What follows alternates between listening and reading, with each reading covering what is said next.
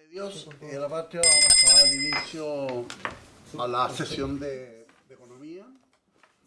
De manera accidental vamos a presidir esta sesión con el objetivo de poder analizar la tabla del día de hoy. Cuenta, señor secretario. Gracias, señor presidente. Corresponde informar a la Comisión que Su Excelencia el Presidente de la República retiró y hizo presente nuevamente urgencia en el carácter de suma respecto del proyecto de ley que crea el registro de deuda consolidada. El ministro de Hacienda, señor Mario Marcel, se excusa de asistir a la sesión de hoy debido a compromisos impostergables contraídos con anterioridad, y en su reemplazo y respecto del primer punto de la tabla se informa que asistirá la subsecretaria Heidi Werner. También se han recibido solicitudes de audiencia. La primera, respecto de los efectos de la gripe aviar en la industria productora de huevos, así como la situación actual en Chile de parte de la Asociación Gremial de Productores de Huevos, Chile Huevos. Y respecto del proyecto sobre pago a 30 días, solicitudes de audiencia de Convergencia de Gremios Pymes y Cooperativas de Chile, Asociación Gremial, y de la Confederación de la Micro, Pequeña y Mediana Empresas de Chile, CONAPYME. Eso es todo, presidente. Gracias, señor secretario. Informamos que el honorable senador señor Esteban Velázquez viene en reemplazo del senador Gastón Saavedra, y obviamente que él es parte importante de los puntos 3 y 4 de la tabla. Señor senador Osondón. Por la tabla, hay una solicitud de Chile Huevos, ¿no es cierto? Yo pediría que si los podemos recibir la próxima semana. Hay un tema ahí sumamente complicado con el tema el tema alimentario. Entonces, si podemos aprobar que los recibamos por Zoom, no sé cómo lo hacen, para la próxima semana, ¿le parece? Eso lo define la presidencia. No, pues estamos, no lo define la presidencia, estamos nosotros. Sí. Ok. Sí, pues. ¿Acuerdo de la comisión? Asuma, si usted asuma, pues. No venga aquí a Bien, con sentarse acuerdo ahí, de la comisión, entonces. Ya, gracias.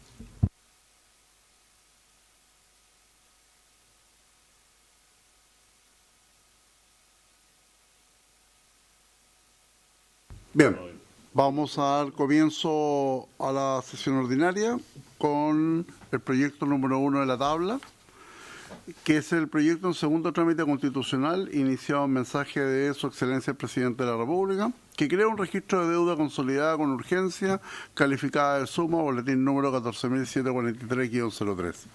Tal como se estableció en la cuenta, queremos saludar al señor Ministro de Economía, Fomento y Turismo, el ministro señor Nicolás Grau, la coordinadora legislativa, señora Virginia Rivas, del Ministerio de Hacienda, la señora subsecretaria Heidi Werner, la coordinadora legislativa, señora Consuelo Fernández, y la asesora de coordinación de mercado de capitales, señora Catalina Codú, y de la Biblioteca del Congreso Nacional, me dicen que está presente el abogado señor James Wiggins. Le ofrezco la palabra, señor ministro, o subsecretaria, con respecto. Le ofrezco la palabra entonces en relación al primer punto de la tabla.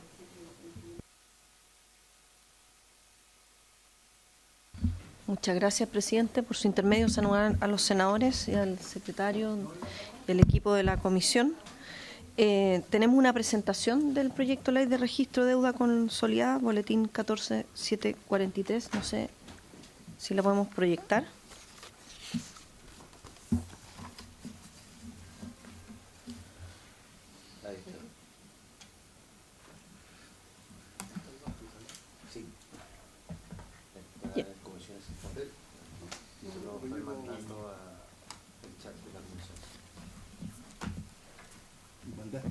Sí, presidente. ¿Quién lo mira? El deuda consolidada. Del chat de la Comisión de Economía 2023. Sí. Aquí está. Sí. Es el curso que sale ahí. ¿Quieres que lo ponga eso que está acá? ¿Me salte esto de ahí? ¿O tú Ya, muchas gracias. Bueno, la idea de legislar sobre este registro consolidado de deuda ha sido presentado en distintos proyectos de ley. Sin embargo, en el contexto actual, post-estallido social y todavía en proceso, ¿no es cierto?, de ir saliendo de los efectos de la pandemia, las medidas tendientes a prevenir el sobreendeudamiento de las personas y familias, a nuestro entender, cobran especial importancia. Por ello se optó presentar un nuevo proyecto de ley con características simples, enfocado en la creación de un registro único y consolidado de deudas y en la protección de seguridad de los derechos de los deudores. No sé qué. Ya. Si me pueden. Ahí. Actualmente, los bancos, las sociedades de apoyo al giro y las cooperativas de ahorro y crédito con patrimonio sobre 400.000 UF están obligadas a reportar a la Comisión de Mercados Financieros los créditos vigentes y asimismo pueden acceder a este registro para evaluar el riesgo de potenciales clientes. Pero, por otro lado, los oferentes de crédito no bancario, como son los emisores de tarjeta de crédito, las compañías de seguro y otros, no están sujetos a esta obligación y, en consecuencia, no pueden acceder para hacer evaluación de riesgo. Entonces, esto significa que a la hora de evaluar, ¿no es cierto? Terminó la comisión, nos vamos. ¿En serio? Buenos días, senadora. Le pusimos a Durán ahí para no tener ninguna duda de que exista un cambio. Nos íbamos a quedar con usted. Por eso. Déjenme respirar. Pero denle, por favor. Ya. Estamos ya con... Entonces, la interrupción y puede seguir, subsecretaria. Agradecemos ya. su intervención. Bueno, entonces, como ustedes pueden ver, hay un sector, ¿no es cierto?, que es regulado por la CMF y que tiene información para evaluar los riesgos potenciales de los clientes, y eso genera que hay problemas en la parcialidad de la información. Y eso puede generar mercados desintegrados, reduciendo la competencia en el otorgamiento de crédito. También empeoran las condiciones de financiamiento de los buenos pagadores, en la medida que los oferentes de crédito no tienen información suficiente que permita distinguirlo. Fomenta el sobreendeudamiento y con ello malas decisiones financieras de las personas, porque no tienen en un único lugar consolidadas todas las deudas que tienen con los distintos ámbitos, ¿no es cierto? Está solo lo que es regulado por la CMF, pero todo lo que son las tarjetas de crédito de las casas comerciales, no hay un lugar donde esté todo integrado. Y debilita la supervisión financiera y, en consecuencia, la posibilidad de un oportuno diseño de políticas públicas, puesto que los reguladores no pueden acceder a la información de manera completa. Entonces, los objetivos de este proyecto de ley consideran tres ámbitos. Por un lado, entiendo que tienen la presentación ahí, porque ya, okay, no sé. Mejorar la información sobre las obligaciones crediticias. Eso significa mejorar la información sobre el comportamiento de pago, de manera que los buenos pagadores puedan beneficiarse con menores tasas o en realidad con mejor acceso a las distintas, con mejores condiciones, ¿no? Incorporar a los oferentes de créditos no bancarios y otras entidades como aportantes y receptores de la información. Permitir que las personas tomen mejores decisiones sobre sus niveles de endeudamiento, que es lo que acabo de mencionar, porque hoy día efectivamente la CMF genera un registro, tiene un reporte que las personas pueden bajar de la página web de la CMF con las deudas consolidadas, pero es un reporte que solo incorpora, como señalé previamente, a los bancos y a las cooperativas por sobre 400.000 UF, pero no al resto del sistema financiero, donde muchas veces es donde mayor endeudamiento existe, como por ejemplo son las casas comerciales. Y acceder a mejor información para las políticas de educación financiera. El registro será administrado y como segundo objetivo entregar una mejor herramienta al regulador y a otras entidades públicas. Entonces este registro va a ser administrado y protegido por la Comisión de Mercado Financiero. Será una herramienta para supervisar el comportamiento del mercado financiero e impulsar políticas en materia de endeudamiento y educación financiera.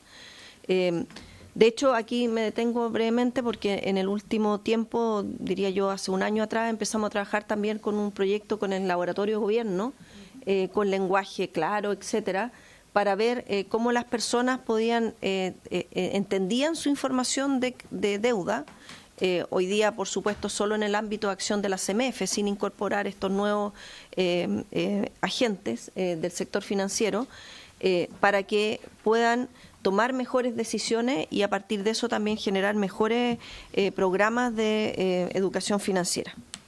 Y como tercer objetivo, reforzar los derechos de los deudores, reconocer a las personas como dueños de su información crediticia, reconocer que tienen derecho a acceder, modificar y eliminar su información cuando corresponda. Entonces, los contenidos del proyecto consideran, por un lado, el registro de deuda consolidada. Se crea este registro de información crediticia, denominado Registro de Deuda Consolidada, que es administrado por la Comisión de Mercado Financiero como registro oficial de información relativa a las obligaciones crediticias. Los oferentes de crédito bancario y no bancario y otras entidades estarán obligadas a reportar a la Comisión de Mercado Financiero información respecto a las obligaciones crediticias, las que serán almacenadas en este registro. Serán obligaciones reportables las operaciones de créditos, así como otras operaciones de carácter financiero, de conformidad a lo que pueda establecer la CMF mediante la norma general, por supuesto en el ámbito de este proyecto de ley. Los oferentes de créditos deberán informar todas las obligaciones reportables de sus clientes, especificando la identidad del deudor, la naturaleza de la deuda, los principales términos y condiciones, los plazos, las garantías constituidas, el estado de cumplimiento y toda información relacionada que determinará la CMF. Ese por el lado del registro.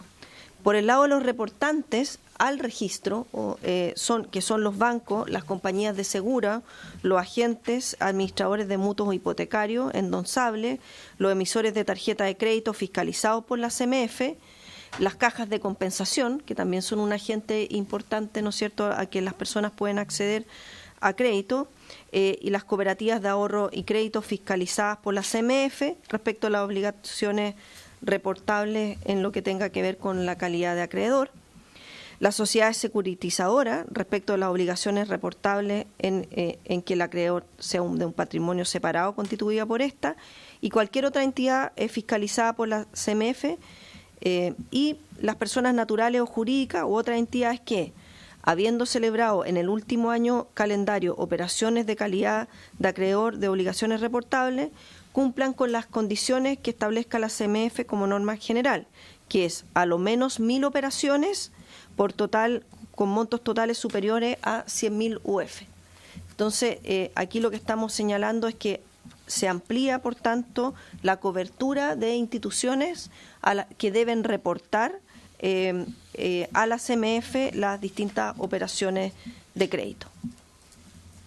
Respecto del acceso al registro, la Comisión de Mercado Financiero será la encargada de otorgar acceso al registro a los reportantes, sus mandatarios, los deudores y los terceros autorizados por los deudores.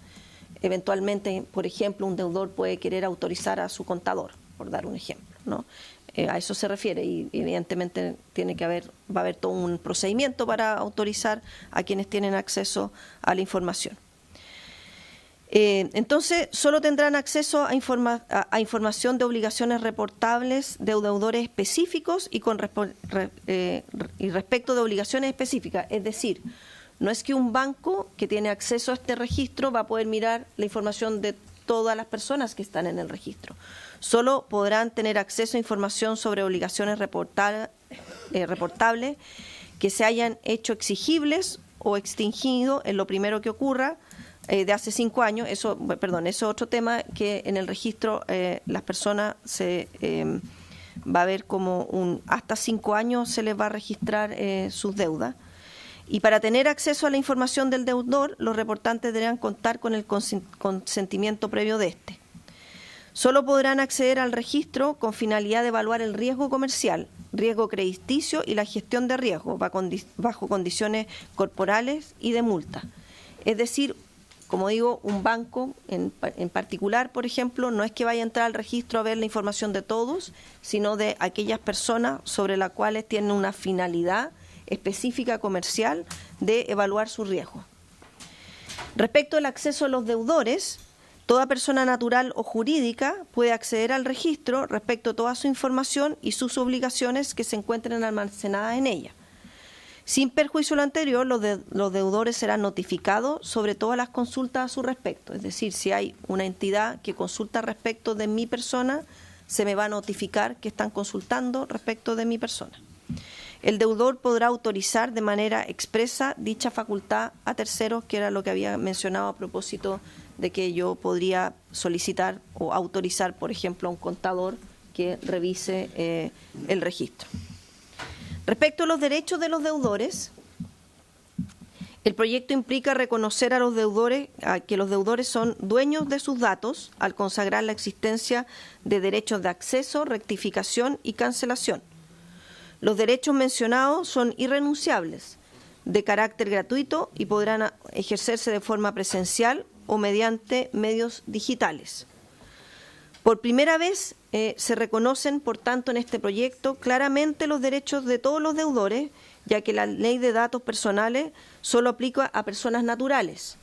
Y, por ejemplo, dentro de este registro van a poder acceder personas jurídicas, como son las empresas de menor tamaño, y la regulación del boletín comercial no reconoce tampoco los derechos de forma expresa. Entonces, es primera vez que en este registro van a haber tanto personas naturales como personas jurídicas, y esas personas y esos deudores tienen derecho a acceder a toda su información. Todos los derechos son claramente regulados, pero también fiscalizados por la CMF, porque eso también es algo importante. Yo puedo decir, va a haber un registro, los deudores van a tener derecho a acceder a su información, pero si nadie se asegura de que esté toda la información ahí y no puede hacer eso fiscalizado, en la práctica no podemos hacer que esta ley este proyecto de ley, cuando sea aprobado ley, pueda efectivamente materializarse.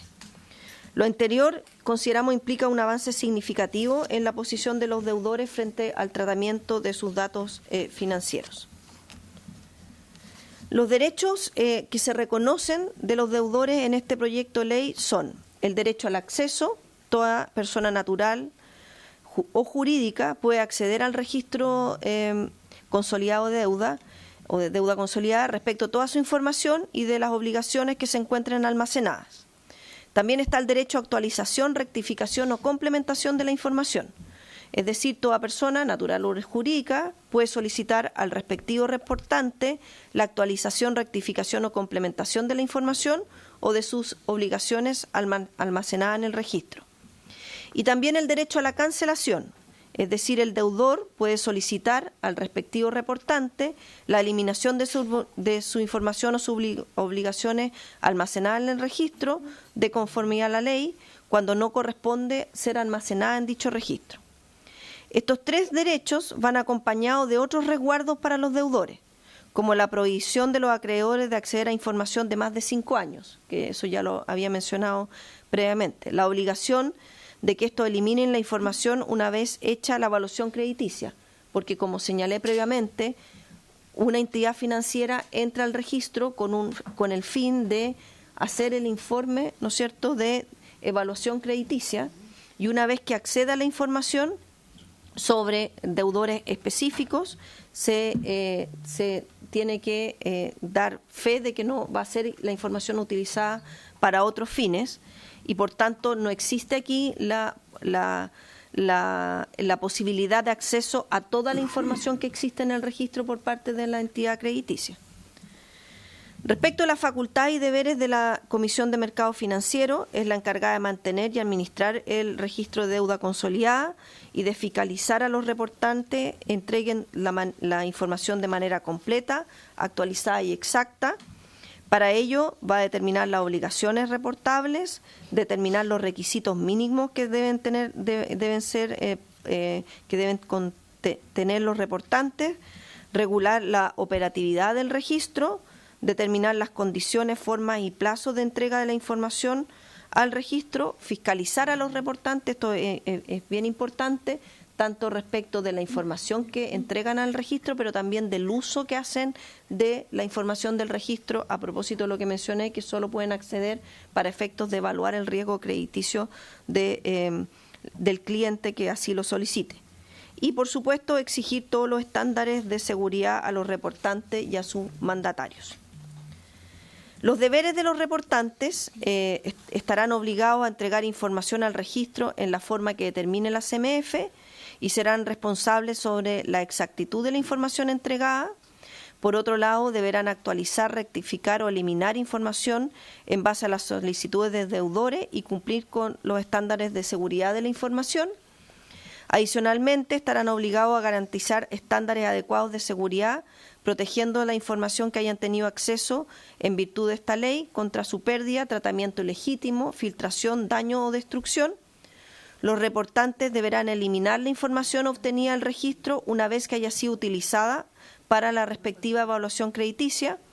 De esta forma se evita y se sanciona el uso de información del registro más allá de los fines del mismo, ya que ahora la CMF tiene la facultad, o tendrá la facultad si se aprueba este proyecto de ley, de fiscalizar y sancionar, lo cual no existía previamente, y se establece que los incumplimientos de la ley o las normas relacionadas que emita la CMF se sancionarán bajo las reglas propias de la Comisión. Durante la tramitación del proyecto en la Cámara hubo una serie de mejoras que permitieron enriquecer el proyecto con el debate, en particular en la Comisión de Economía de la Cámara, que me gustaría exponer brevemente, y podríamos ordenarla en 5 ámbitos. Primero, respecto de que se trata de un registro oficial de información crediticia, que se hace en sus definiciones mucho más explícito este ámbito, que se precisa que la consulta es respecto de las personas determinadas y para operaciones específicas, que de alguna forma lo he ido mencionando a lo largo de la presentación del proyecto, pero es algo que especialmente fue discutido en la Comisión de Economía de la Cámara y se hicieron indicaciones al respecto. La suficiencia del registro en el sentido de que no se pueden requerir antecedentes adicionales. Se entiende que para la evaluación crediticia de una persona, toda la información está en ese registro y no podemos andar buscando, digamos, el ente del mercado financiero buscando información de otras fuentes. Respecto de la facultad exclusiva como administrador del registro de la CMF y la forma de otorgar el consentimiento por parte del deudor. Entonces, estas mejoras de fondo que están directamente relacionadas con el proyecto se refieren, por un lado, al consentimiento, que se traslada la carga del soporte a la entidad que consulta el registro, más que a cada persona que es sobre la cual se está siendo consultada su información, y se definen sanciones por el mal uso del registro. Respecto a la notificación, se establece la oportunidad de enrolamiento de los deudores para ser notificados de las consultas de su información, es decir, cada vez que a un deudor hay una entidad crediticia que esté consultando respecto a su información, se le va a notificar, y a eso se refiere también con que la carga del soporte de la notificación y del acceso a la información se le da a la entidad consultora más que crediticia más que al propio persona, y hay un reporte periódico. Respecto a la fiscalización, se fortalece el régimen sancionatorio. Eso fue también parte de los perfeccionamientos del proyecto de ley durante la comisión, en el debate en la Comisión de Economía de la Cámara. Y también respecto a la fiscalización, más allá de las sanciones que pueda ejercer en el marco de este proyecto la CMF, eso no impide que puedan subsistir otras sanciones por otros organismos respecto de sus propias facultades, como por ejemplo puede ser el CERNAC en relación a la ley del consumidor. Respecto de la coordinación, se consagra expresamente el principio de coordinación que establece, ¿no es cierto?, la ley 19.880 y la obligación de las consultas públicas que tiene la ley 21.000.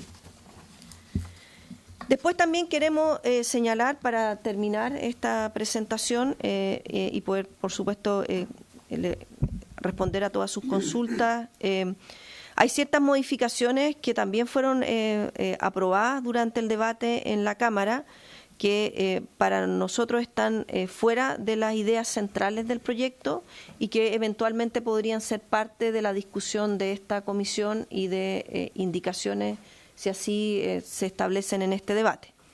Lo primero es la obligación de eliminar la información no anonimizada más allá del registro que esté prescrita o que se haya exigido o vuelto inexigible hace más de 5 extinguido, inexigible, extinguido, sí, muchas gracias, senador, de más de 5 años, estableciendo sanciones al respecto. Para nosotros esto va más allá del registro que se trata en este proyecto de ley y se superpone con regulaciones similares como la Ley de Datos Personales y Olvido Financiero. Entonces nos parece que aquí tenemos que trabajar para que no haya, contradicciones o superposiciones entre distintos proyectos de ley que hoy día se están trabajando. Respecto de la obligación de presentar respuestas fundadas ante el rechazo de una solicitud de crédito, se superpone aquí con regulación de la Ley del Consumidor, siendo menos exigente que esta última, es decir, hoy día quedaron en lo que sale de la Cámara reglas respecto del rechazo de una solicitud de crédito o más bien de la respuesta fundada al rechazo de una solicitud de crédito que son menos exigentes de lo que hoy día está en la Ley del Consumidor y por tanto eso es algo que también creemos debemos corregir. Y por último, la restricción de acceso a información negativa. Actualmente la información negativa está disponible sin consentimiento. Con esta modificación se incentiva el uso de información alternativa con distintos niveles de calidad y sin protección de derechos de los deudores. Porque de alguna forma lo que esperamos que en este registro esté toda la información respecto de los deudores, evidentemente van a tener acceso, como dije, de manera restringida respecto de la evaluación de los riesgos, pero si se elimina información negativa, eso a la larga hace que la entidad crediticia, cualquiera sea, pondera, ¿no es cierto?, la información negativa y asume que todos pueden tener esa misma información negativa y finalmente puede estar castigando a aquellos que tienen mejor comportamiento crediticio.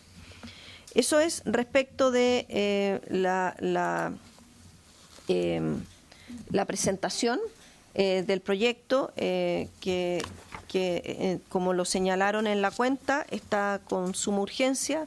Este es un proyecto que tuvo un largo debate en la Cámara, que como lo mencioné fue perfeccionado en amplios aspectos durante ese debate, en particular en la Comisión de Economía de la Cámara, y hay algunas materias que nos parece que podemos trabajar indicaciones si así lo amerita esta comisión.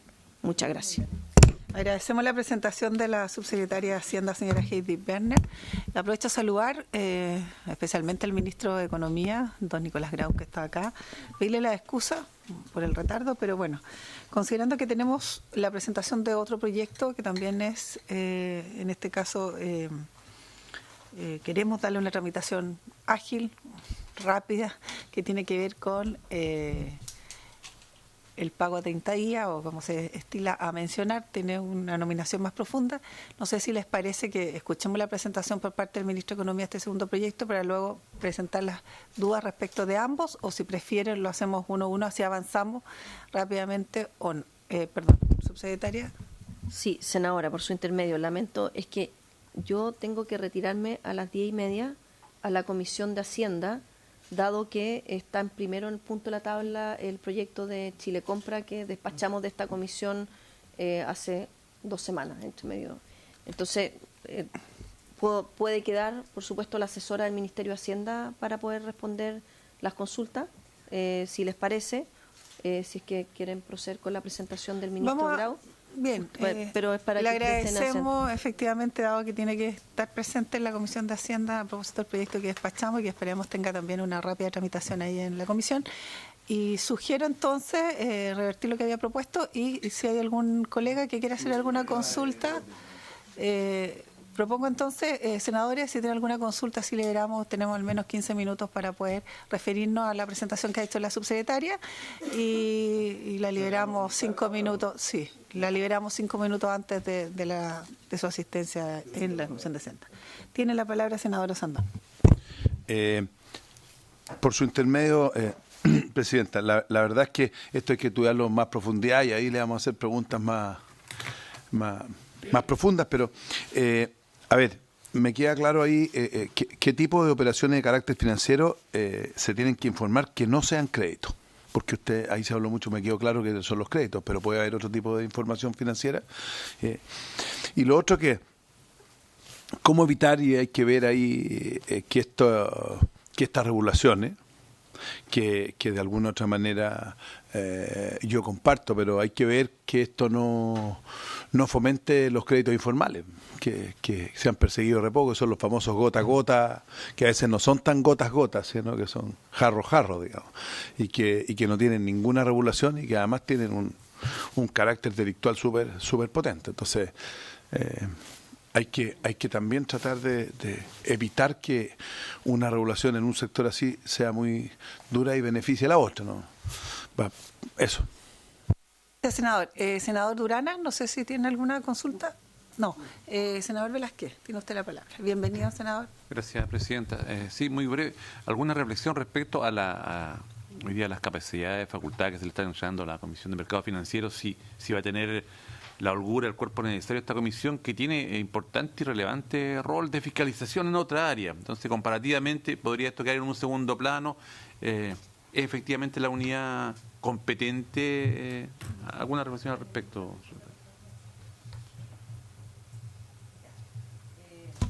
Bueno, de igual manera yo quisiera que hubiese a lo mejor una referencia y pudiéramos tener a alguien de la Comisión del Mercado Financiero a propósito de pronunciarse sobre este proyecto y de la misma manera, como ha señalado el señor Velázquez, de qué manera la estructura permite efectivamente generar una consistencia tal que permita, cierto, no solo generar y guardar este registro, sino que además hacer, como se dice, el balance o evaluación de lo que aquello significa con la incorporación de este nuevo proyecto. Yo, en base a lo que conocemos, entendiendo que tenemos que irnos a profundidad o más en detalle lo que es el proyecto mismo, pero llama la atención muchas veces cómo las entidades crediticias, particularmente los bancos, generan una respuesta basada en hechos históricos, que entendemos no pudieran ser tales, pero, y aquí dice usted que uno de los elementos justamente no hace referencia al plazo más allá. Pero la pregunta es cómo se defiende un ciudadano o una persona que solicita un crédito y la respuesta que recibe es justamente no está dentro de las políticas de la clínica o de la empresa o del banco, digamos. Si hay respecto de eso alguna en específico, y no sé si es posible en este proyecto, generar aquellas respuestas que formalmente se dan, bien a lo mejor respaldadas, pero respecto a las causales de negativa de los créditos. Yo no sé si corresponde a este proyecto, probablemente no, pero el ámbito hasta donde llega, porque si no, obviamente más allá de tener un registro, etcétera, hay muchas otras causales que pudieran a lo mejor hacer referencia y no necesariamente sean restringidas solo a este registro, la negativa. No sé si me explico con la pregunta. Es decir, pudiera ir el banco más allá, de decir, si bien usted no está en el registro o está por política financiera, yo entiendo que usted es un, digamos, cliente de riesgo o probable cliente de riesgo en base a otras razones y por tanto yo desecho la posibilidad de que usted adquiera un crédito con nosotros. Lo digo porque, bueno, en entidades sobre todo bancarias sin ninguna duda, pero por ejemplo cuando se trata de documentos que se solicitan en clínica de alto rango, por así decirlo, se generan también esas negativas pese a que no hay antecedentes, pese a que no hay registro, igualmente por políticas. Entonces mi pregunta también va orientada si no restringimos con aquello la posibilidad de que se ocurra. Senador Durana. Bueno, lo que usted ha mencionado me ha motivado a consultar. Este registro consolidado de deudas es de dulce y de agraz. Porque efectivamente va a haber un sistema mucho más controlado para el deudor, desde el punto de vista de que no cualquiera va a poder acceder a su información y solamente aquella en donde él haya autorizado expresamente o incluso donde esté solicitando un crédito. Y es de verdad porque obviamente al tener todas las instituciones que informar, obviamente se va a generar un cerco. Y por un lado, si bien es bueno no permitir el sobreendeudamiento, obviamente se puede generar la condición que establecía el senador Osandón en relación a estos créditos informales o los créditos gota a gota. Por lo tanto, desde esa perspectiva, yo quisiera saber si vamos a tener la posibilidad de poder tener alguna sesión donde invitemos, por ejemplo, al CERNAC, donde invitemos también a la Asociación de Consumidores para que ellos puedan expresar su opinión y también saber cómo se va a comportar, porque si para poder acceder, ¿qué pasa con aquel cliente que puede estar sobreendeudado, pero paga? Y nunca ha tenido DICOM, nunca ha tenido un atraso. Entonces, frente a una determinada situación extrema como poder llegar a internarse en una clínica, no sé si este va a ser el comparativo al cheque en garantía, porque antiguamente era el cheque en garantía, ahora va a ser este registro consolidado de deuda que a lo mejor puede decir, ¿sabe que usted está tan endeudado que puede que no lo podamos recibir? Es decir, ¿cuáles son, de qué manera un poco esto va a quedar relativamente, o cómo lo vamos a proteger al consumidor o a la persona que finalmente vive endeudado, hace el esfuerzo nunca de estar, de caer en mora, pero que finalmente puede ser castigado frente a una determinada prestación? Gracias, presidente. Muy bien. Bueno, sin perjuicio, a propósito, antes de cederle la palabra a la subsecretaria, que tenemos un número importante de personeros a invitar, digamos, desde, por supuesto, la Comisión del Mercado Financiero, la Asociación de Bancos, el CERNAC, por cierto, representantes también de Equifax, a propósito de lo que hace la Universidad de San Sebastián con consolidar, digamos, tener este registro de moroso, etcétera. Entonces, para efectos, también solicitarle a los senadores si tienen también alguna propuesta para que avancemos en poder invitarles. Bueno, les cedo la palabra, no sin antes no mencionar algo también importante que hemos visto. O sea, hay personas que surgen solo, digo, no es que surgen solo en base, pero es el único mecanismo que tienen para poder avanzar en sus emprendimientos, digamos, si no es adquiriendo deudas y muchas deudas. Entonces, justamente cuando yo hacía la pregunta decía, dado que va a haber también este registro consolidado, la idea es que efectivamente los criterios respecto a cómo operan las entidades financieras para otorgar un crédito o no, a veces obviamente depende si hay una persona que sigue creciendo o no.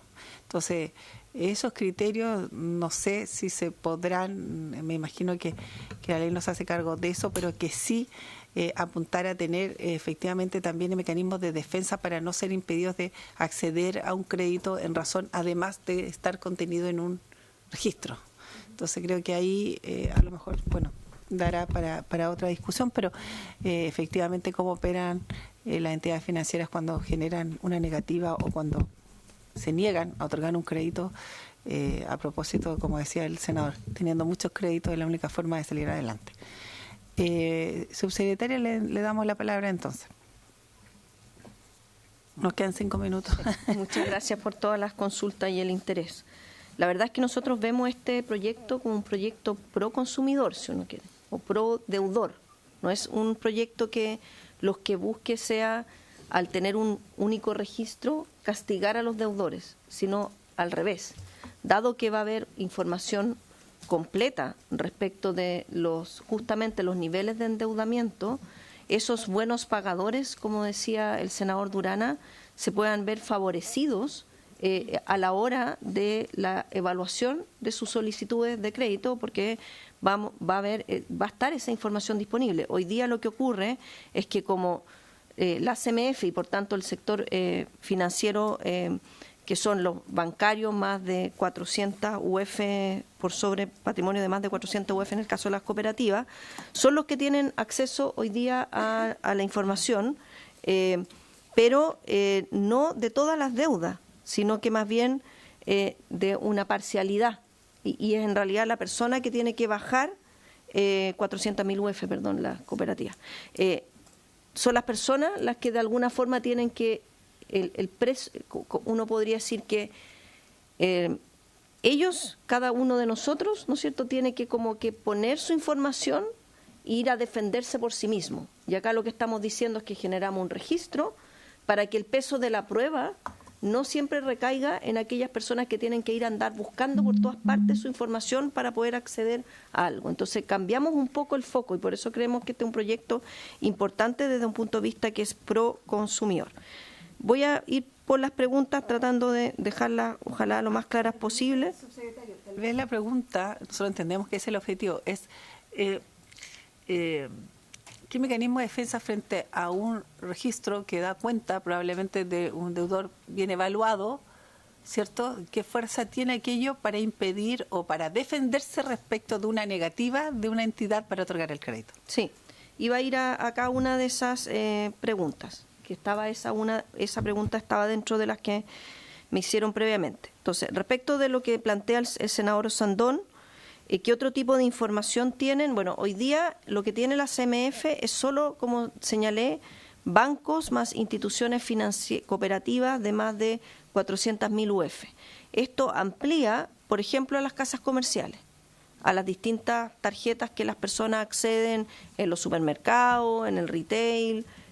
Entonces, en ese sentido, entendemos que va mucho más amplio. De hecho está la securitización, ahí bueno hay un detalle de toda la entidad, entonces creemos que al revés, hoy día hay mucha información repartida en muchas partes que al final del día eso termina afectando a las personas más que permitiéndole un mejor acceso a la evaluación de sus capacidades de endeudamiento.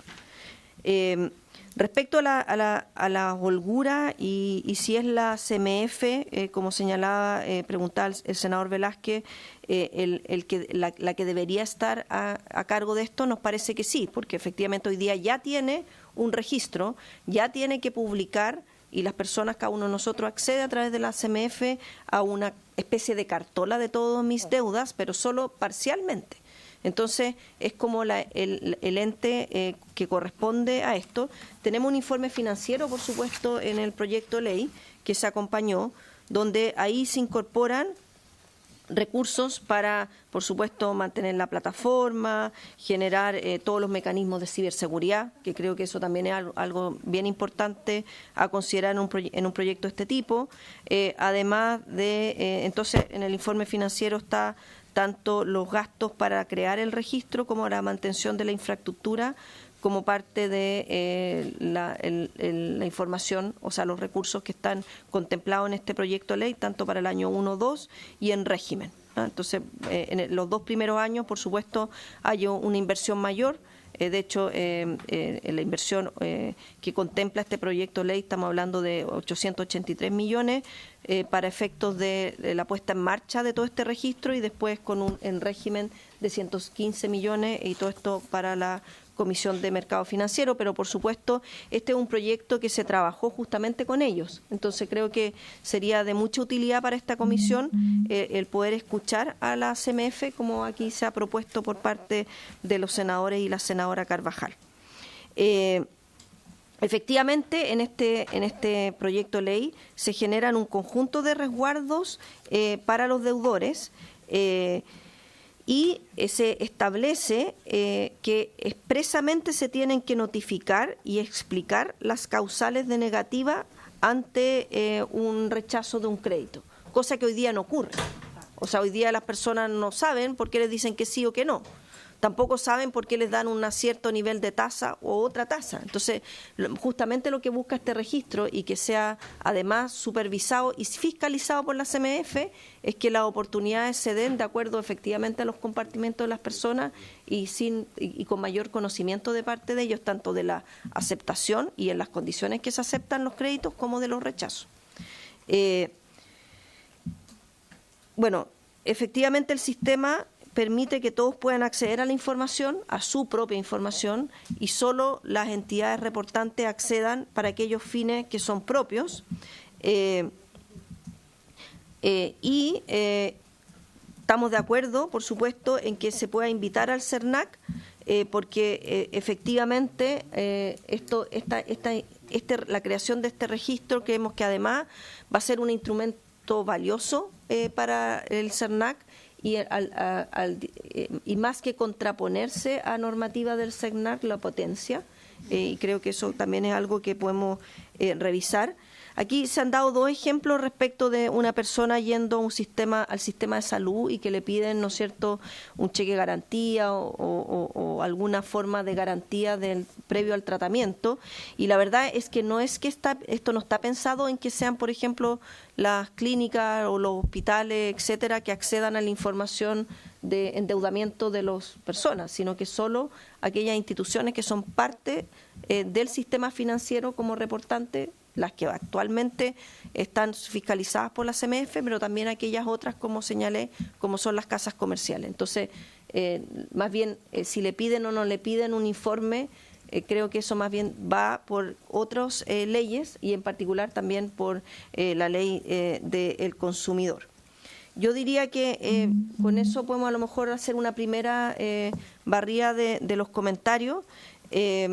Nosotros, por supuesto, creemos que va a enriquecer el debate el citar a las instituciones como CMF, CERNAC, que aquí se han mencionado, y por supuesto a todas las agrupaciones de la sociedad civil y de consumidores que puedan ser relevantes en la discusión.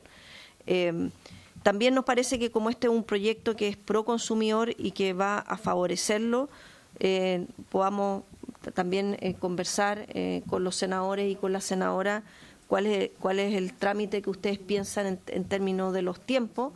Es un proyecto, creo, menos complejo que entonces, ahí ustedes como comisión tendrán que definir los pasos a seguir.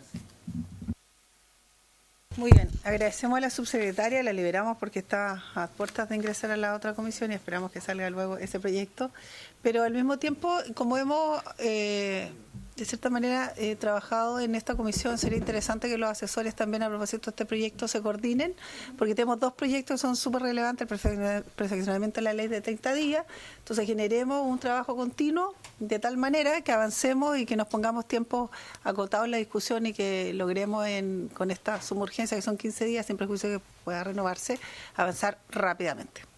Bien, le agradecemos, subsecretaria, y estamos, al tanto ahí de lo que va a pasar también en la discusión en Hacienda. Quiero saludar, como ya lo había dicho, al ministro de Economía, don Nicolás Grau, quien se encuentra, por supuesto, en esta comisión. También acompañada la coordinadora legislativa, la señora Virginia Rivas, a quienes les vamos a ceder la palabra a propósito de hacer referencia, ¿cierto?, y la primera presentación al proyecto de ley en su primer trámite constitucional, que es iniciado por mensaje de Su Excelencia el Presidente de la República, que introduce modificación a la Ley 19.983 y que regula, ¿cierto?, la transferencia y otorga mérito ejecutivo a la copia de la factura, y el decreto 825 del Ministerio de Hacienda sobre impuesto a la venta y servicios para mejorar el pago a 30 días, que está contenido, ¿cierto?, en el boletín 15716-03. Le invitamos entonces, ministro, a hacer uso de la palabra y a exponer, por supuesto, este proyecto. Muchas gracias, presidenta. Por su intermedio haré esta presentación. Lo primero que quiero señalar y que es de conocimiento por ustedes, por quienes han participado en esta comisión, es que efectivamente tenemos un desafío pendiente respecto a avanzar en que de forma efectiva y real se paguen los bienes y servicios en 30 días.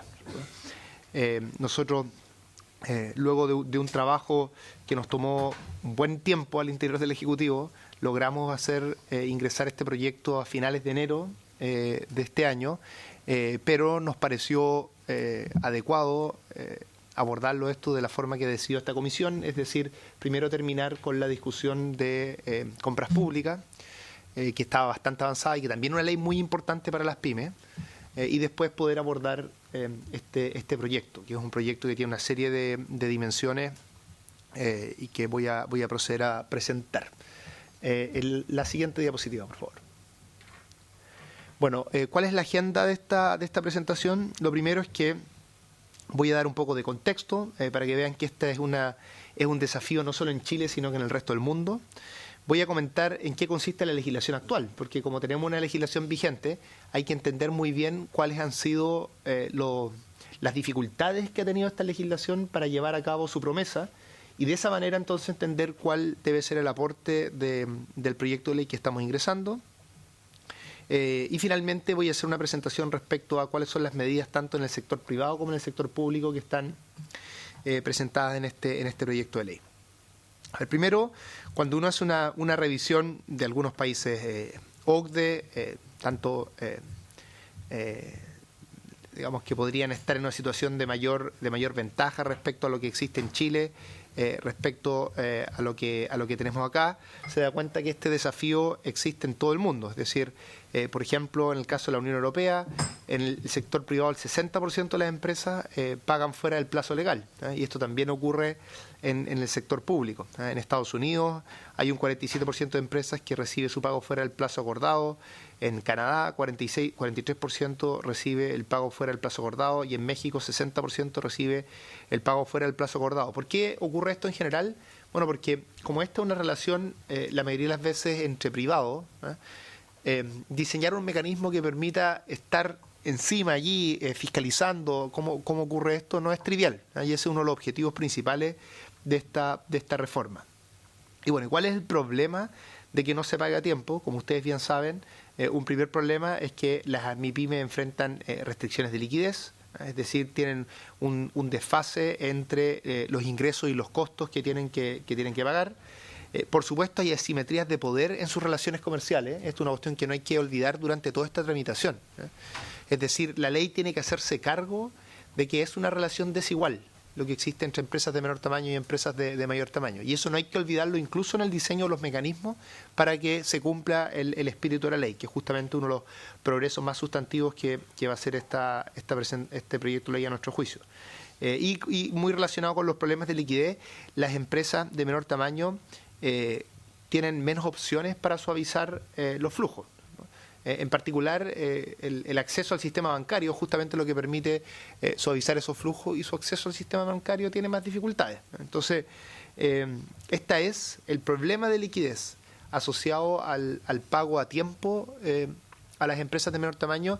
Yo diría que es uno de los dos problemas estructurales que uno ve con más fuerza en las pymes. O sea, el problema uno es liquidez y el problema dos es acceso al mercado, que entre otras cosas se aborda con el proyecto de compras públicas.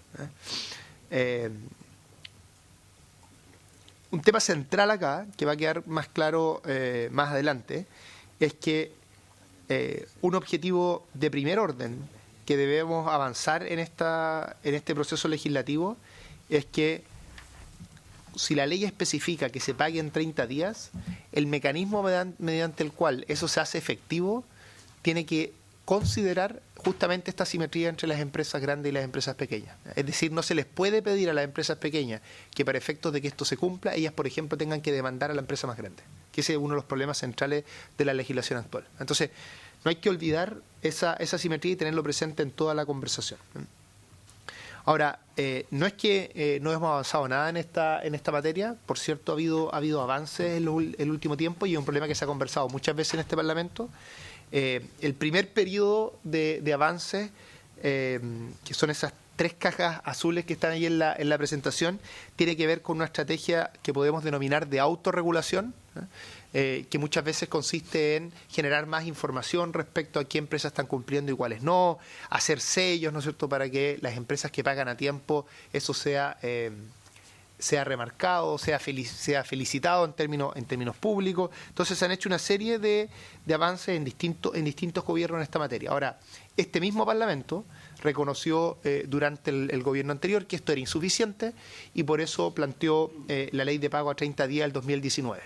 Esa ley, más allá de que, como voy a exponer, y por lo que señalaba con anterioridad, no cumple a cabalidad su objetivo, sí hizo un avance importante a nuestro juicio, y es reconocer que este problema se tenía que resolver en términos con una legislación, ¿no?, que se hiciera cargo de esta asimetría, que no bastaba con la información y la promoción de buenas prácticas, sino que era importante dar un paso más allá. Así que en ese sentido nuestro proyecto de ley es continuidad desde esa perspectiva, de ese afán, y es cambio en el sentido que busca que se cumpla el espíritu de ese proyecto de ley, pero de forma más efectiva.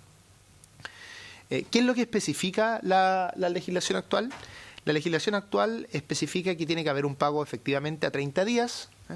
Define sí ciertas excepciones, un acuerdo excepcional entre las partes, que ese es justamente uno de los problemas, ¿no es cierto? Porque un acuerdo excepcional, lo que está detrás de eso es que si ambas partes, el vendedor y el comprador, fijan de forma voluntaria que pueden hacer un acuerdo excepcional, esa fijación voluntaria va a estar bien, pero justamente eso desconoce que hay una relación de poder entre ambos. Si me permiten la analogía, esto es como si, a propósito de la aprobación que tuvimos el día de ayer, un trabajador con un empleador pudiera acordar entre las partes pagar un salario menor que el salario mínimo. Eso la legislación no lo permite porque asume que hay una relación asimétrica entre los dos. Aquí es lo mismo.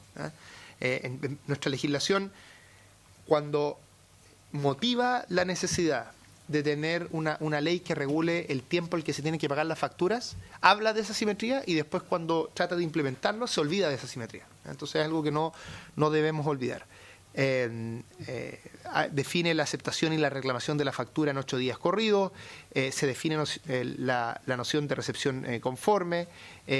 Como se exigen estos 30 días, la legislación actual, y eso por supuesto fue un avance en su minuto, fija intereses y compensaciones por incumplimiento de este plazo. ¿Cuál es el problema central, como comentaba con anterioridad?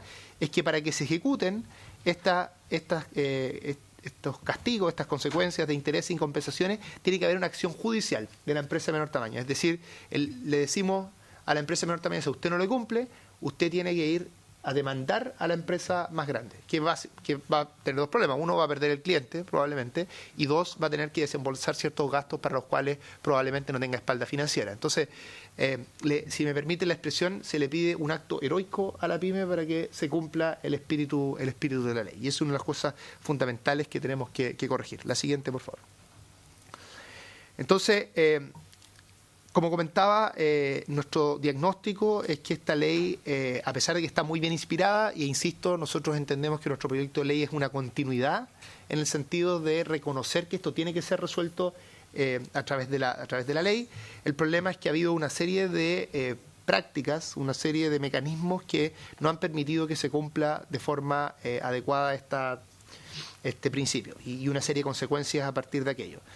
Ha habido malas prácticas, las empresas ocupan una serie de mecanismos para atrasar la factura, para dilatar el proceso a partir del cual se cuentan los 30 días, para decirlo de forma simple.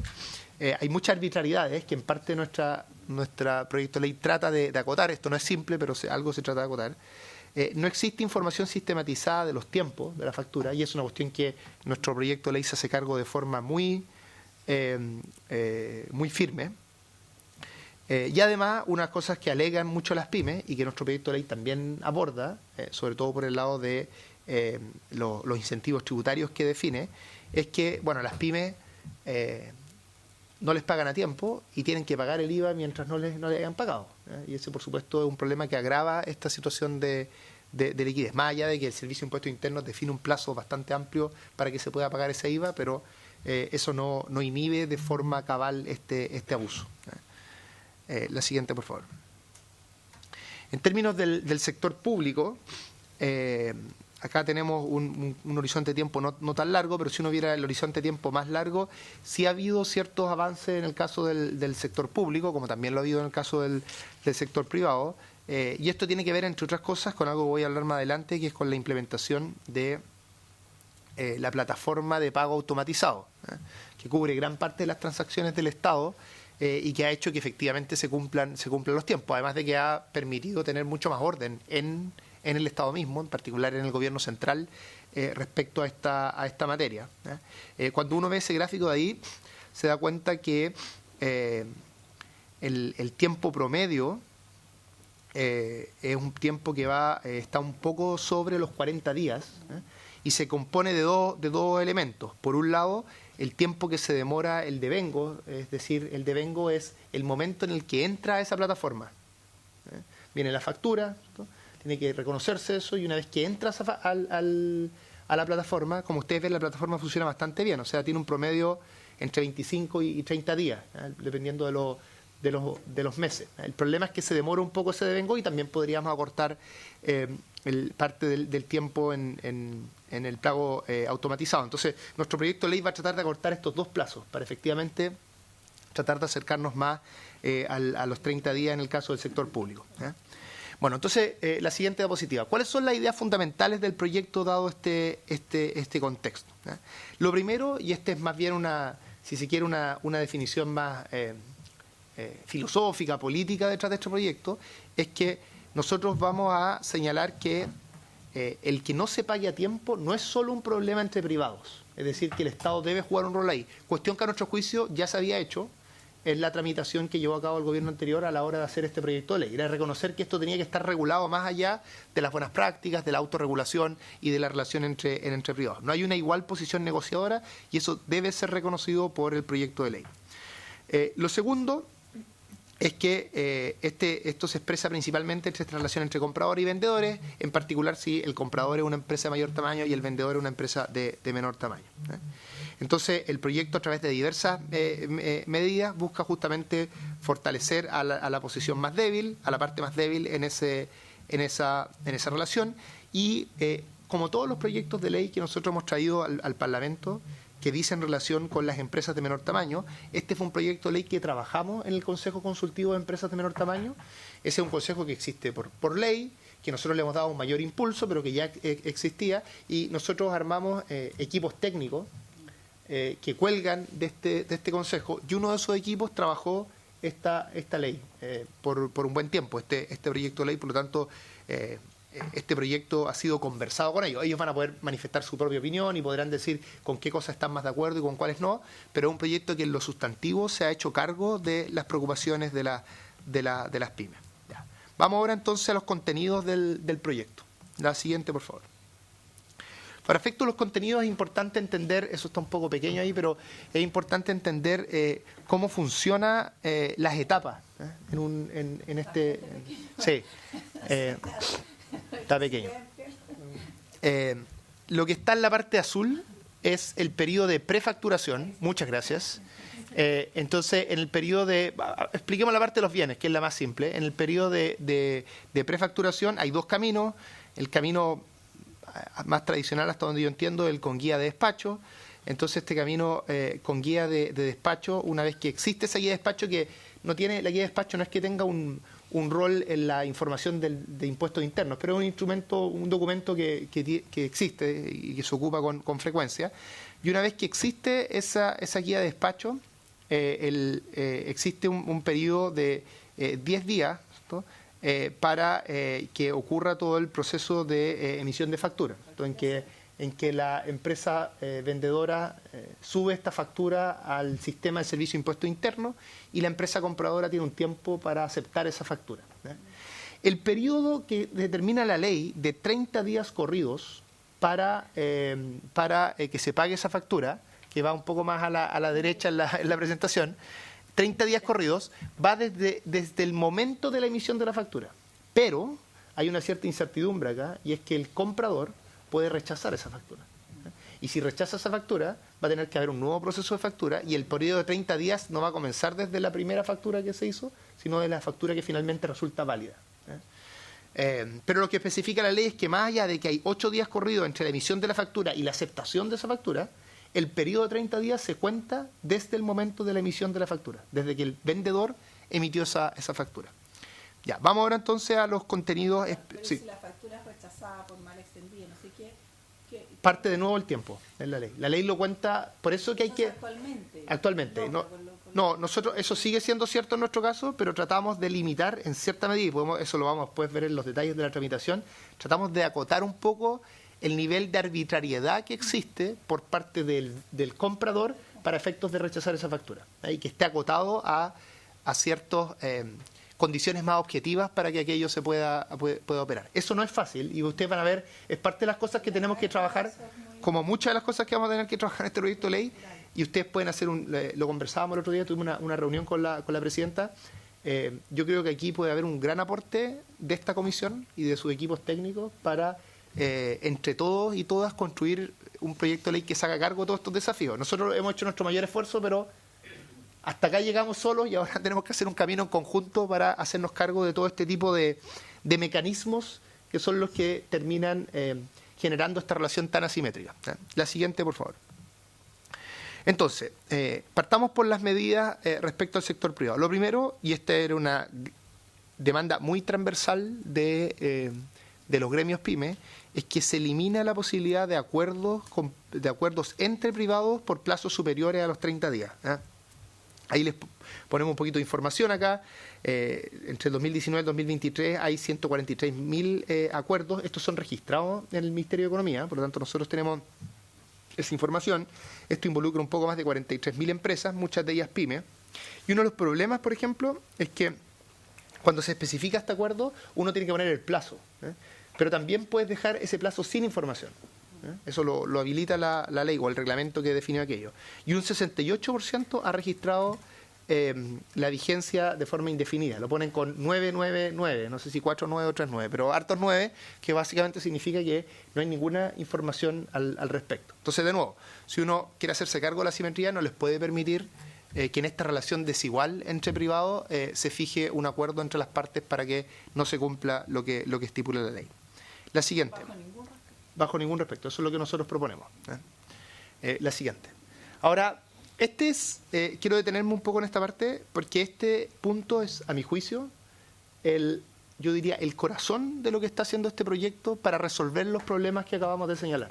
Hay muchas otras cosas relevantes en este proyecto, pero aquí es donde hacemos el salto más relevante. Lo que señala este proyecto de ley es que se va a crear un sistema universal y obligatorio de registro de pagos a cargo del Servicio de Impuestos Internos. ¿Qué va a significar esto en la práctica? Que en el Servicio de Impuestos Internos va a existir una base de datos donde se va a especificar, donde se va a especificar el momento en el que se pagó cada una de las facturas. Como el Servicio de Impuestos Internos ya tiene el dato de cuándo se emitió esa factura, entonces eso va a significar que Impuestos Internos va a tener el dato respecto al tiempo en el que se demoró en pagar cada factura. Estamos hablando acá de millones y millones de facturas. ¿Por qué esto es importante?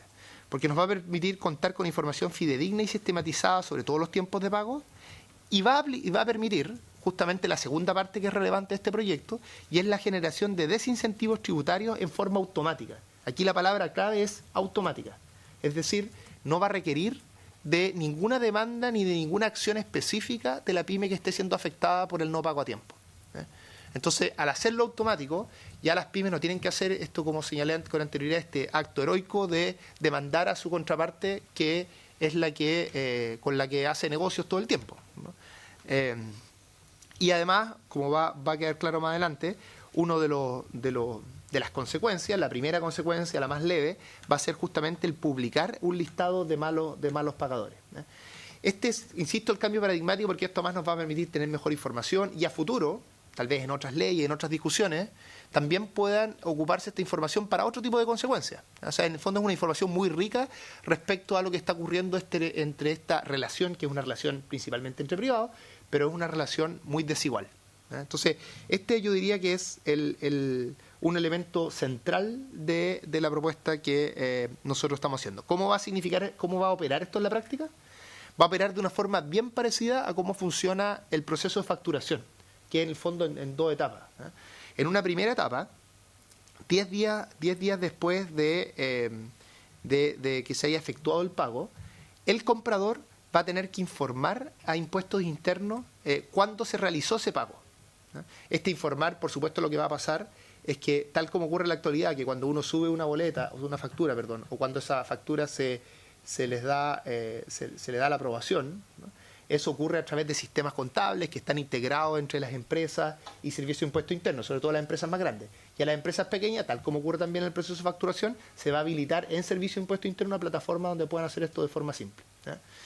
Pero lo que estipula la ley, todo lo que acabo de señalar es más bien un tema de reglamento. Lo que estipula la ley es que hay 10 días para hacer esa declaración. Una vez que ocurra eso, el vendedor va a tener 2 días para confirmar aquello. Entonces, lo que va a pasar acá es que vamos a tener información que va a venir de las dos partes respecto a cuándo se pagó esa factura. Van a ver ustedes después que las sanciones que determina impuestos internos no son o sea, factura a factura. Por lo tanto, no necesariamente un vendedor que vende, que vende mucho, va a tener, si hubiera una disputa respecto a que el vendedor dice que son dos, que pagó, no sé, hace un día y el comprador dice que pagó hace 15 días, si existiera esa disputa y esto eventualmente tuviera consecuencias, eso no va a tener un efecto directo, sino que los malos pagadores van a tener un efecto en la medida que tengan sucesivos comportamientos de malos pagadores. Y esto es importante porque no es que una pyme va a perjudicar finalmente a la empresa más grande, que tal vez volveríamos al problema que teníamos con anterioridad. Pero lo importante a entender acá es que vamos a tener un mecanismo que va a estar declarado por estas dos partes, de igual modo como se hace el proceso de factura, y eso nos va a permitir tener una información censal de todos los tiempos de pago de cada una de las facturas que existan. La siguiente, por favor. Vamos ahora entonces a cuáles van a ser los desincentivos tributarios que, insisto, van a ser aplicados de forma automática, sin necesidad que las empresas de menor tamaño hagan una demanda. Van a existir tres tipos de consecuencias. La primera es que no está puesta acá, pero que lo señalé con anterioridad, es que va a existir un registro de malos pagadores. Y también, esto a propósito de algunas de cosas que hemos conversado, también podríamos hacer registros de buenos pagadores. O sea, uno puede hacer las dos cosas acá. Creo que eso no está especificado hasta ahora en la ley, pero una de las cosas que se nos planteó alguna vez cuando ya habíamos presentado este proyecto, y nosotros creemos que es una muy buena idea. ¿Cómo va a ocurrir esto? En términos más globales, nuestra idea es que, y esto entre otras cosas fue conversado con impuestos internos, nuestra idea no es que las consecuencias sean inmediatas a partir de cada factura, sino que es en parte lo que nos plantearon las pymes inicialmente, sino que las consecuencias sean muy importantes, sean castigos relevantes, pero que ocurran cuando ha habido un comportamiento sistemático de mal pagador. Entonces, ¿cómo va a ocurrir esto en la práctica?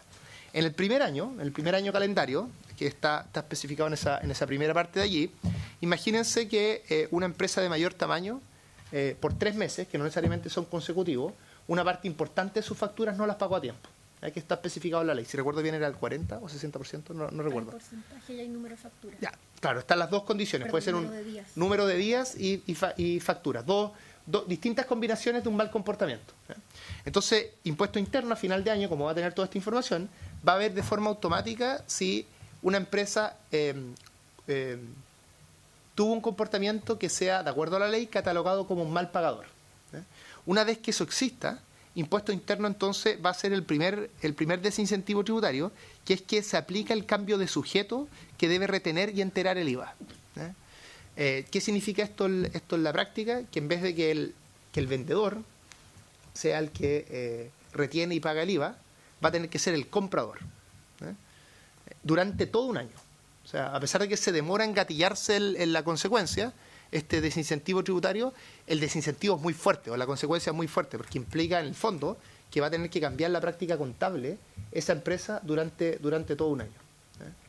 Y además va a tener una consecuencia en que va a tener que pagar el IVA. Es decir, no va a pasar que en las relaciones que tenga esa empresa con otras empresas, sean las otras empresas las que tienen que pagar el IVA, mientras esta empresa que es mala pagadora no haya hecho el pago.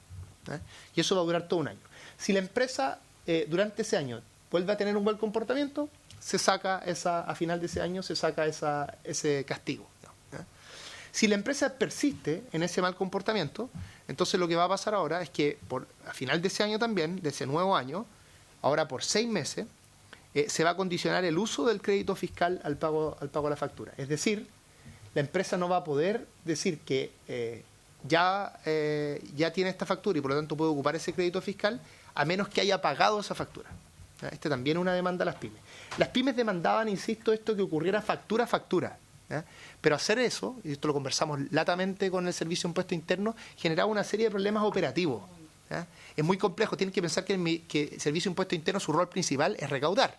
No es estar viendo en cuánto tiempo se pagan las facturas. Entonces aquí nosotros estamos pidiendo ayuda y estamos extendiendo en el fondo el tipo de servicios que imparte, pero de una forma que no le genere realmente un costo operacional en su trabajo cotidiano. Y por eso que llegamos a este diseño intermedio. Y además la gracia que tiene este diseño es que a pesar de que no esto es factura a factura, es un castigo que desincentiva de forma bien importante el comportamiento de esta empresa. Entonces, en resumen de esta parte, que yo diría que es la parte más innovadora del proyecto, estamos generando una base de datos censal que va a estar el registro del tiempo de pago de las facturas, de todas las facturas que existan en estas transacciones, y estamos definiendo un conjunto de desincentivos tributarios que van a operar de forma automática. No es que las pymes van a tener que pedir que esto pase, sino que lo va a hacer impuestos internos de forma automática. Y además el registro de malos pagadores va a estar alojado en el Ministerio de Economía, y el Ministerio de Economía va a poder hacer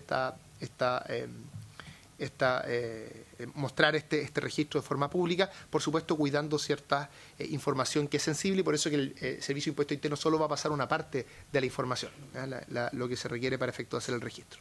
Eso es lo que tiene que ver con medidas en el sector privado. Voy a ir más rápido porque sé que estamos en la hora. Para la parte de sector público. Sí. Un minuto. Pedirle a los colegas si tendrían disposición para alargar 15 minutos la comisión, los que puedan quedarse. ¿Les parece? Extendemos entonces a los que puedan quedarse. Yo voy a tratar de hacerlo en 5 minutos lo que me queda, de la forma más rápida posible. Ya, en el caso del sector público, que está en la siguiente diapositiva, el tiempo, no voy a detenerme tanto acá, el tiempo es un poco distinto, el tipo de pasos que hay que hacer, pero básicamente acá se da un bien, hay una recepción conforme, que en la legislación actual es poco claro el orden de los factores entre la recepción conforme y la factura.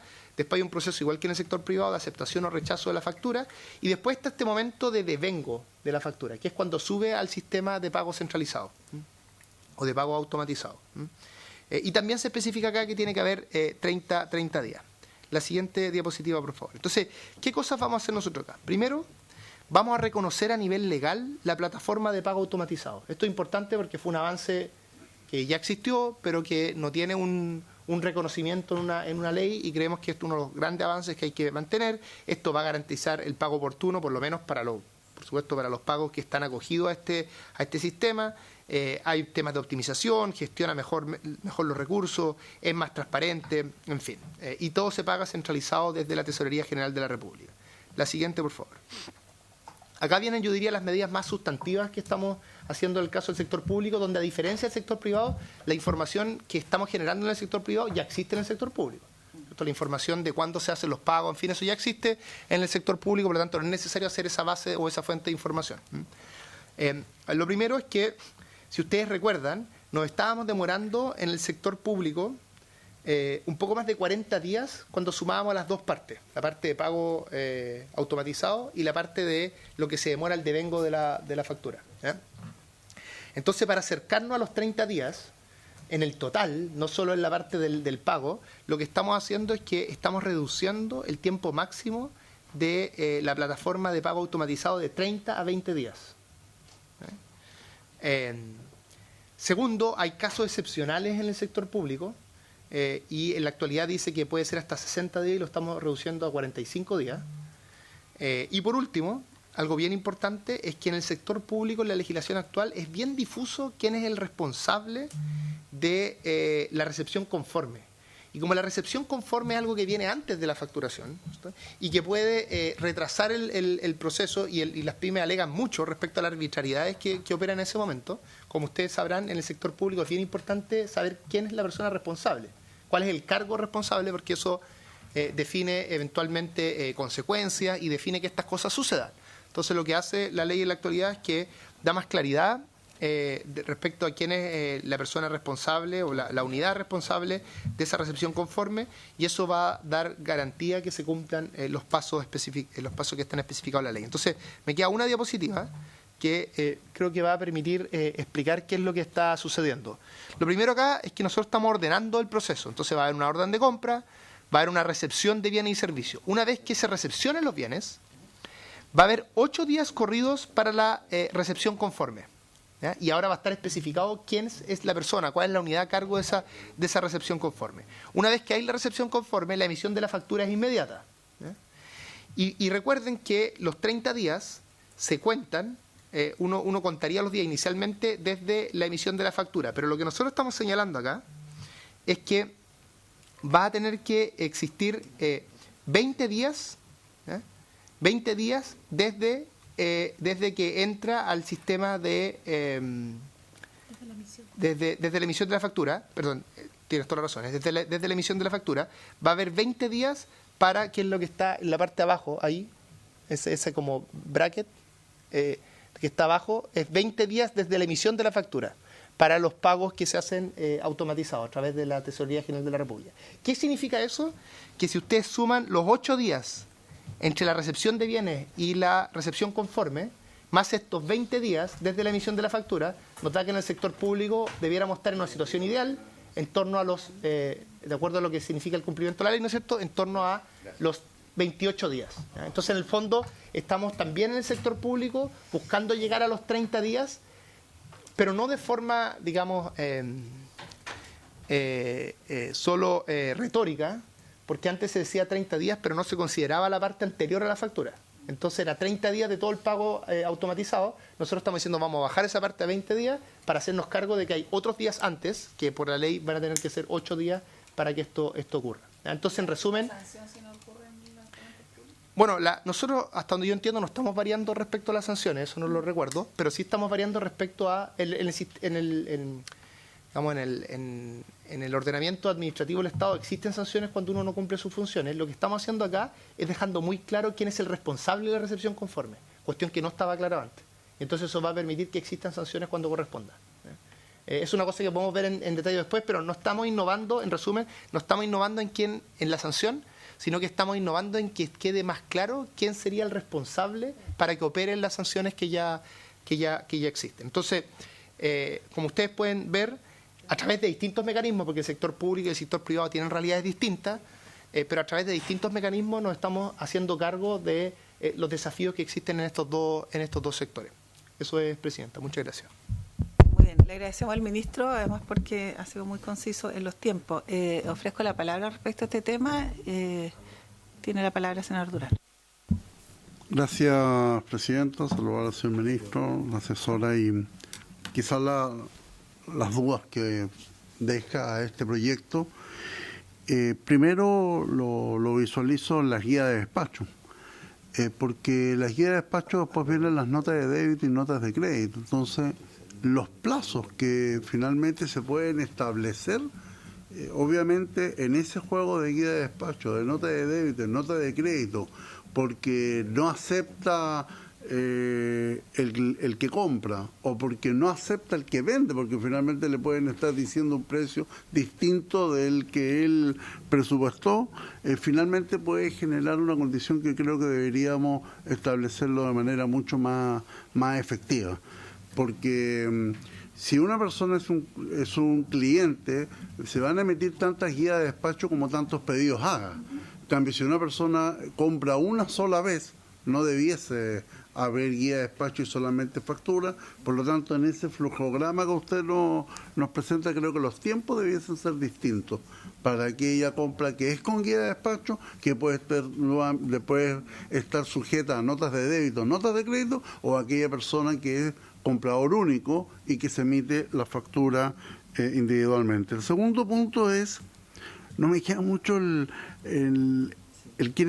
cambio de sujeto que debe retener y enterar el IVA, porque si en algún minuto yo soy la persona que estoy comprando y me demoro en pagar y por lo tanto me van a quitar a mí la atribución de retener y enterar el IVA, bueno, va a ser como castigo ahora para el que vende. Porque el que venda además tiene un crédito por las compras que él tiene que hacer para poder cumplir con ese servicio, él también genera crédito fiscal. Entonces él va a tener crédito fiscal y además va a tener que retener y enterar el IVA de la otra empresa. Me queda poco flaco. Es decir, no solamente va a haber un cambio de modalidad para la empresa que finalmente es castigada, sino que ese cambio de modalidad también va a ser para la empresa que lo único que quiere es recibir su pago por el servicio que prestó. Pero hay que entender que el servicio que prestó, esa empresa generó crédito fiscal. Entonces, imagínense el enredo con el servicio de impuestos internos. Y por último, uno de los mayores problemas que nosotros tuvimos en la ley anterior es que al día de hoy, por mucho que se le enteraron los plazos de más de 2 años para que pudiesen regularizar, no me cabe la menor duda que al minuto siguen siendo las municipalidades y la atención primaria y también la atención del servicio de salud de los hospitales los más difíciles dentro del sistema público.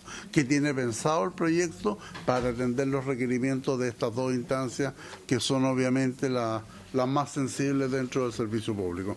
Eso, Presidenta, gracias. Muy bien, ofrezco la palabra, senador Sandón. Senador. Como yo no escuché la presentación, pero hay algo de lo que estaba diciendo el senador Durana. Justamente recibí una audiencia por lobby de una empresa de un hospital en la región metropolitana que le deben 900 millones de pesos en 6 meses. 900 millones de pesos, los tienen quebrados. O sea, es un tema que no es solo de los supermercados y los privados. Sí, yo igual quería hacer una referencia a esa pregunta y algo les pasaba al ministro a propósito de las sanciones en el sector público, porque si bien se cambia el sujeto tributario a razón de los privados cuando incumplen dentro del plazo definido, ¿qué ocurre con el sector público? Que efectivamente, claro, lo que queda la sensación de pronto es si restringen a los privados, ¿qué pasa con las entidades públicas? Entonces, si queremos como equilibrar o generar también condiciones y ser garantes de que nadie se sienta, digamos, con una diferencia mejor en aquello, entonces me parece interesante cómo se está pensando y cómo lo aborda el proyecto, sin perjuicio que efectivamente esta es la primera presentación, que va a haber un trabajo que va a ir de manera coetánea a propósito de nuestros asesores. Desde luego ya esta semana debieran ya concordarse una reunión para empezar a trabajar este proyecto y en conjunto el otro para ir avanzando. Senador. Otra cosa se me olvidó por intermedio para decirle al ministro. Bueno, primero, yo supongo, no sé si se acordó que hay un trabajo prelegislativo con los asesores, impecable. Segundo, mire, hay una forma de medir esto que es artesanal, pero bien importante.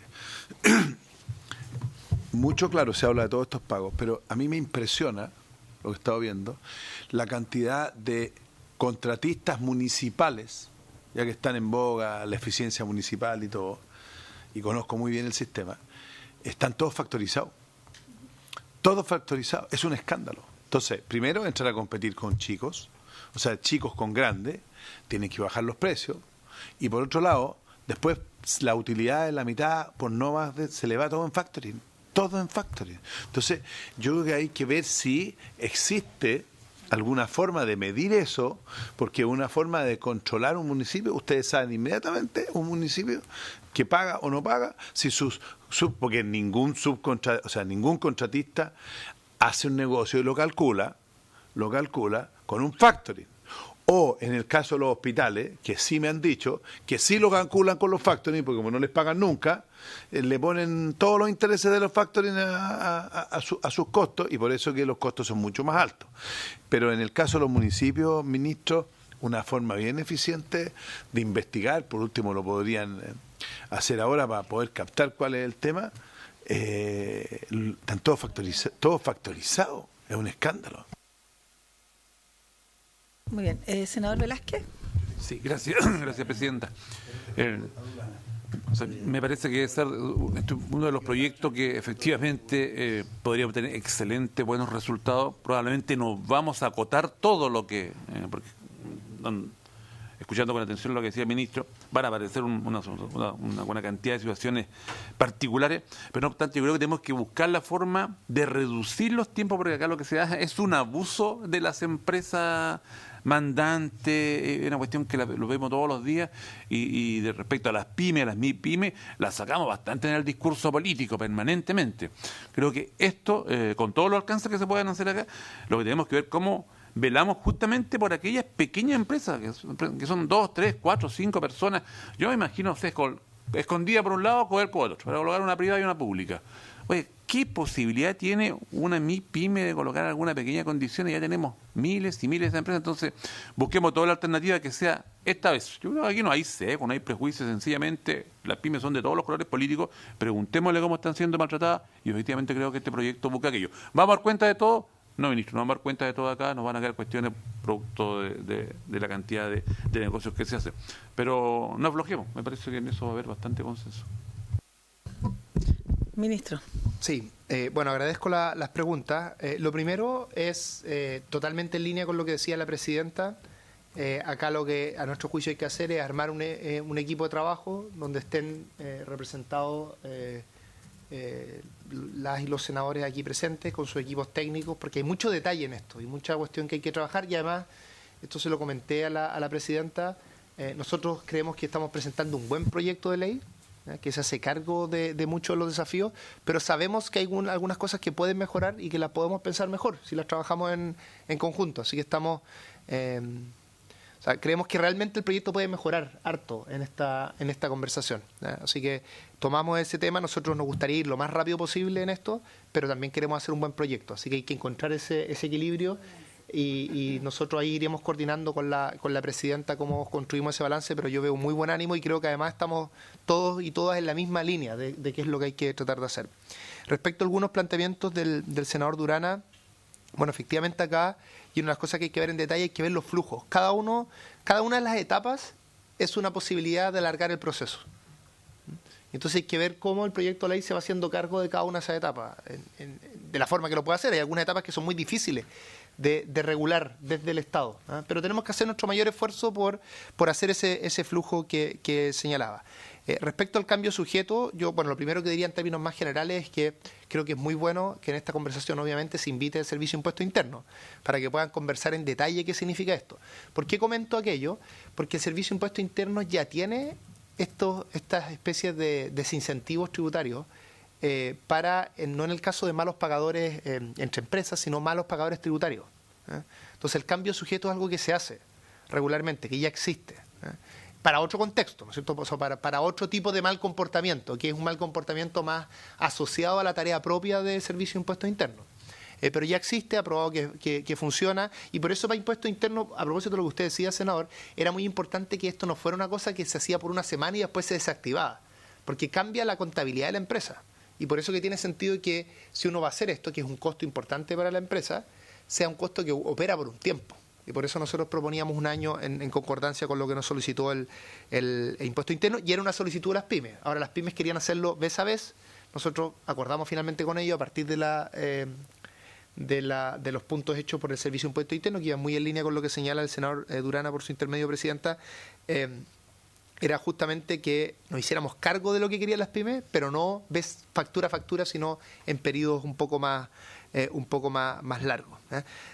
Si esto va o no va a impactar a la pyme que estuvo involucrada en que no le pagaran a tiempo, bueno, depende si esa pyme sigue o no relacionada con esa empresa, porque ese cambio de sujeto va a ser de la empresa que tuvo el mal comportamiento y va a operar con todas las empresas que ellos se relacionen durante ese año para adelante, como ocurre también con los malos pagadores tributarios. O sea, eso es exactamente como usted señala. Respecto a salud y municipalidades, bueno, en salud se avanza algo en el proyecto porque estamos limitando esto de 60 a 45 días. Eso en parte tiene que ver justamente con ese sector, que es un sector que ha tenido complicaciones históricas en pagar a tiempo, así que déjenme decirlo de una forma estratégica, en todos los frentes estamos avanzando. En nuestra relación con salud, me refiero al sector público en general, en el sector privado, en fin. Ahora, municipalidades no es un tema que toque el proyecto. Por supuesto son cosas que podemos conversar durante la tramitación, pero nosotros no estamos haciendo variaciones en ese ámbito. Bueno, el senador Sandón hablaba del sector público. Nosotros reconocemos que en el sector público también hay problemas y por eso que la ley se hace cargo de los dos ámbitos.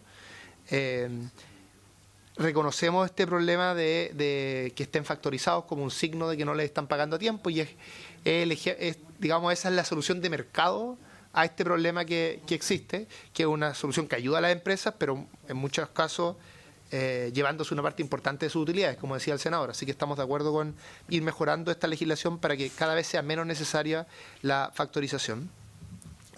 Respecto a cómo se avanza en el sector público para que se cumpla esto, Como señalábamos, en el sector público existen consecuencias administrativas.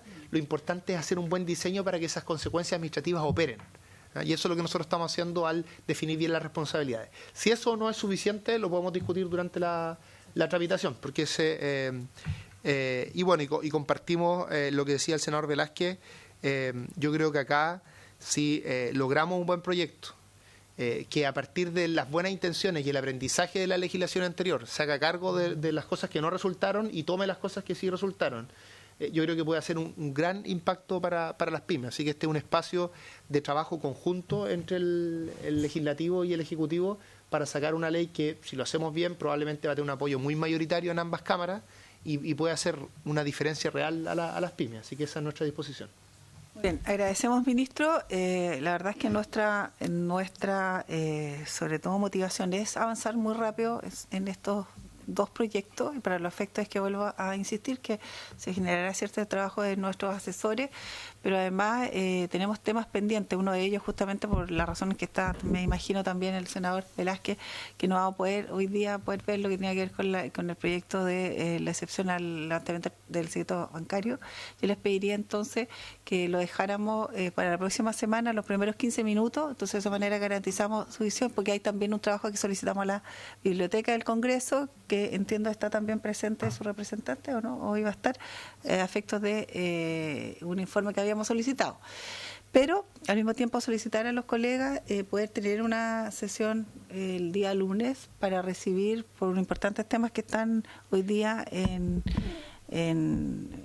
quiero decir, en la palestra pública, que tiene que ver con el tema del gas y el tema de todo lo que es el mercado del huevo a propósito de la gripe aviar. Entonces quisiera solicitarle el lunes, pudiéramos ver alguna reserva de hora para poder tener una sesión especial el día lunes. Dejamos mandatado le reemplace. Perfecto. Muy bien, entonces quedamos acordados para aquello. Vemos la fecha y hora, le mandatamos aquí al secretario para que lo vea. Veamos, si puede ser la mañana o la tarde, conversémoslo en un ratito. Y bueno, agradeciéndole muy especialmente al ministro Grau, a Viviana, a su asesora, y por supuesto convocándoles a los que nos siguen a que sigan manteniendo la presencia en esta importante discusión y comisión, y por haberse cumplido el objeto de esta sesión le agradecemos y damos término a ella.